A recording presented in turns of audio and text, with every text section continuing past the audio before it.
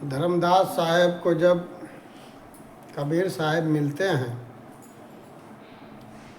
धर्मदास साहब पूछते हैं, हे साहब,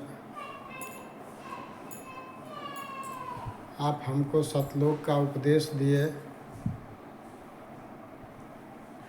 बहुत से जीवों का आपने उद्धार किया, आपने किस प्रकार जीवों को उद्धार किया, कौन कौन से जीव को आप अपने लोक में लेकर के गए, और ये काल निरंजन किस प्रकार से जीवों को दुख देता है, हमको विस्तार के साथ समझाइए। राजा भोपाल बोध।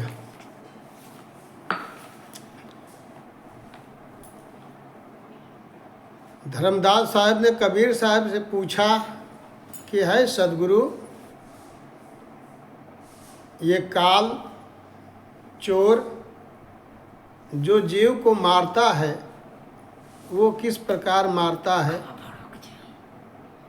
आप उसका वृत्तांत मुझसे कहिए।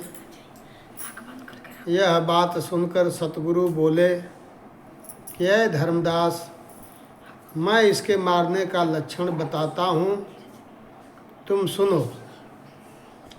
धर्मराय ने जमराज को आज्ञा दी कि ऐ जम, तुम पृथ्वी पर जाओ, वहाँ मनुष्यों की अधिकता हो गई है, पृथ्वी से बोझ सहन नहीं होता है, तुम मनुष्यों को मार कर मेरे पास ले आओ, सबके भीतर वायु स्वरूप होकर समा जाओ, सब मनुष्यों में रोग उत्पन्न करो, खांसी, ज्वर, कँपाने वाला ज्वर, तिजारी, काम, क्रोध, लोभ, मोह तथा और भी अनेकों प्रकार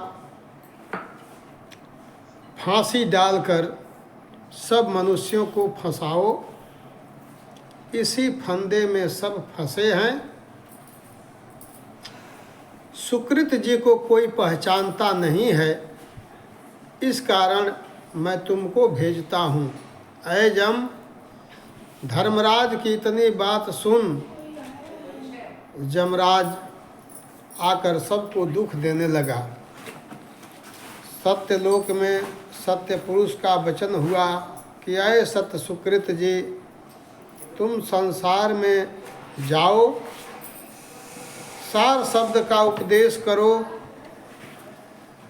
जिससे कि काल पुरुष हंस को न पा सके। ज्ञानी जी पुरुष की आज्ञा स्वीकार कर सत्य पुरुष को प्रणाम करके जालंधर देश में आए। वहाँ का राजा का नाम राजा भोपाल था। इस राजा के द्वार पर ज्ञानी जी महाराज जिंदा रूप धारण करके जाकर खड़े हुए। चौकीदार से कहा कि राजा को हमारे पास बुला लाओ, वह हमारा दर्शन करे, हमारे दर्शन से उसके सब पाप दूर हो जाएंगे, कर्म के बंधन कट जाएंगे। वहाँ द्वार पर ताला लगा हुआ था, भीतर जाने का कोई रास्ता नहीं था। बहुत चौकीदार बैठे हुए थे। उनमें से देखकर कितने कहने लगे कि यह ठग है, कोई कहता है कि यह बटमार है, कोई कहता है कि इसको मार कर निकाल दो, यह चोर है, ब्रह्म की बातें करता है। निर्गुण का भेद किसी को मालूम नहीं हुआ। हे धर्मदास, इसी प्रकार की बातें कहते सुनते सारी रात बीत गई, भोर हो गया। उस समय ज्ञानी जी कुछ अपना कौतुक दिखलाया कि द्वार फट गए, महलों के कंगूरे गिरने लगे, टूट टूट कर सब पृथ्वी पर आकर गिर पड़े। ज्ञानी जी राजा के पास चले। यह कौतुक देखकर सब लोग आश्चर्यचकित हुए। ज्ञानी जी के पीछे पीछे चल दिए। वही राजा बैठा था। वह चौकीदार दौड़ कर गया, पुकार किया, महाराज, यह जिंदा बड़ा चोर है। उसने कहा था कि द्वार खोलो। हमने उसका वचन न मानकर उसको रात को रोक रखा था।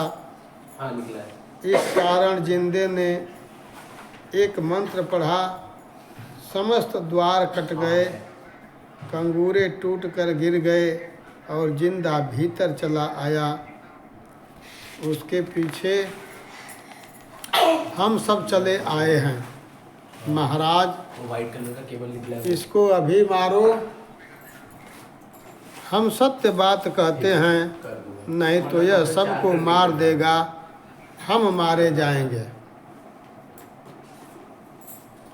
राजा ने कहा कि प्रथम विचार देखें, पीछे उसका रक्तपात करेंगे।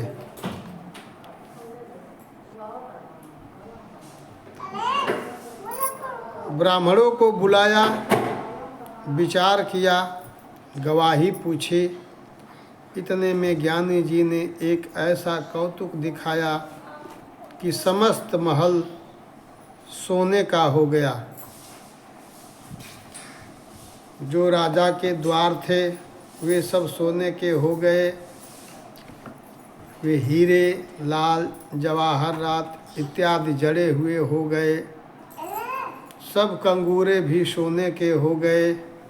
यह कौतुक देखकर राजा बड़ा ही आश्चर्यचकित हुआ।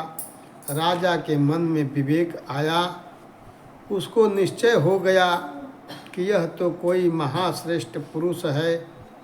राजा ने पूछा कि आप कौन हो?